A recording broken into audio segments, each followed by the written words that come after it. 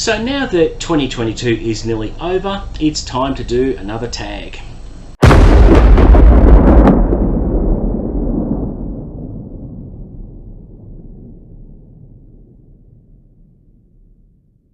What's up guys, welcome back to Unlimited Reads. My name is Chris and today I'll be doing the end of year book tag. I figured it's nearly the end of the year and I thought it's appropriate to do it about now, just to share with you what's been going on with my year as 2022 is almost over.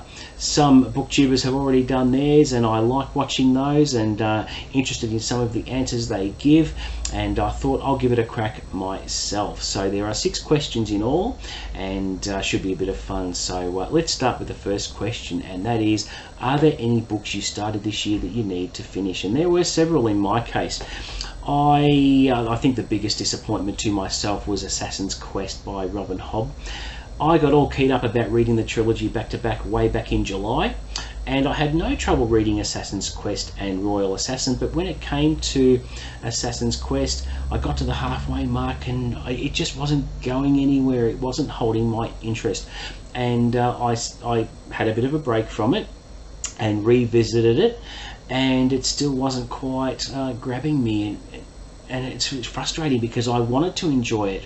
And now we're at December and I still haven't gone back to it, but I've made a promise to myself that I am interested in Live Ship Traders, and before I even think about starting Live Ship Traders, I've made a promise to myself that I'm not allowed to start Live Ship Traders until I finish Assassin's Quest. And you know, whether that's going to be the middle of the year or at the beginning of next year, I'm not sure, but it was a pretty disappointing DNF to me. Another one was Double or Nothing by Kim Sherwood, which was the latest James Bond book. She is the latest pick from the Fleming estate to write some James Bond books, and this one was the first in a planned trilogy of books, and this one involved the disappearance of 007, and it's up to the remaining 00 agents to find out what happened. And it started off okay, but I didn't like some of the characters' motives, some of the double agents, how they fraternise and that sort of thing. They weren't really gelling with me, and I thought, it wasn't a long book, so it wasn't a big commitment, but I got about a third of the way through and thought, I just can't finish this. And am I going to finish it? Yeah, look, one day I'm going to go back to it because I owe it to myself to finish it, but there were just too many books waiting to be read for me to be hung up on a book that I wasn't enjoying, so I quickly moved on and started reading other things that I was interested in.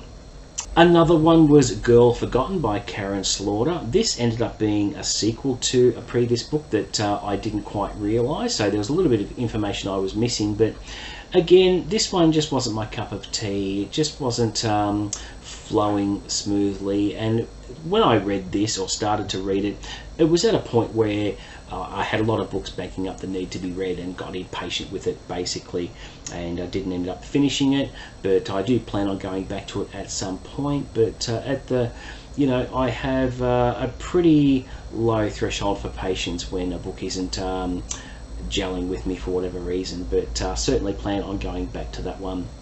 And the other main one was Midnight Tides by Stephen Erikson as part of the Malazan Book of the Fallen.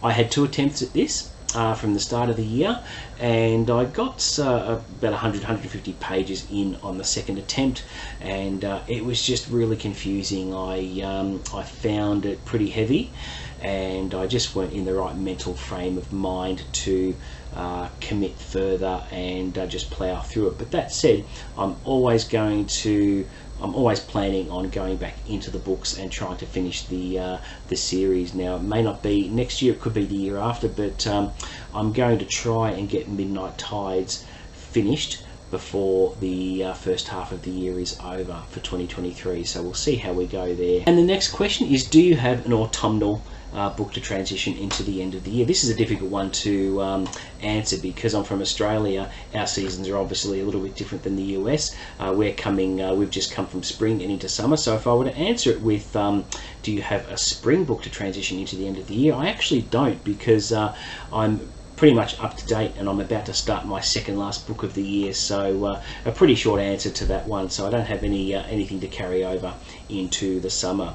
The next question is there a new release you're still waiting for?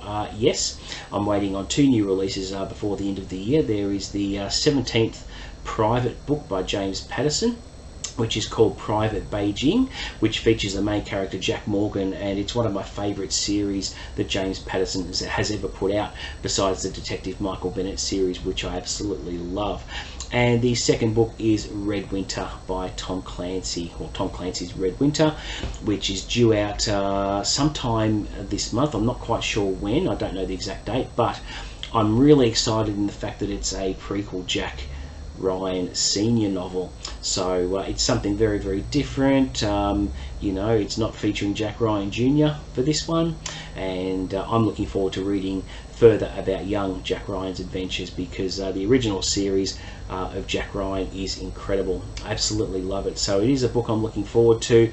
I'm probably not going to squeeze it in for December. I've promised myself that I'm only reading 3 books this month, and I'm already up to book 2.